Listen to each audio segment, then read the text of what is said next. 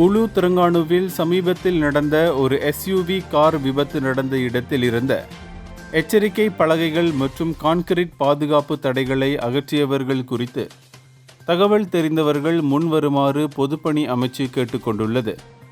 அமைச்சர் Datuk Seri Alexander Nanda லிங்கி கூறுகையில், kilometre 52 Jalan Cola ஜெனரிஸ் Sungai காவி ஆரிங் என்ற அந்த பகுதி அதிகாரப்பூர்வமாக மூடப்பட்டு திட்ட செயல்பாட்டு நடைமுறைகளின்படி பாதுகாக்கப்பட்டிருந்தது என்று வலியுறுத்தினார். உலு தெலங்கானுவில் இருந்து குவா மூசாங் நோக்கி சென்ற ஒரு தம்பதியினர் அவர்களின் வாகனம் நிலை தடுமாறி 61 மீட்டர் ஆழமுள்ள பள்ளத்தில் விழுந்து இறந்ததை தொடர்ந்து அமைச்சு தனது வழிமுறைகளின் கீழ் விசாரித்து வருவதாகவும் தடைகளை அமைச்சு அகற்றவில்லை என்றும் அமைச்சர் கூறினார்.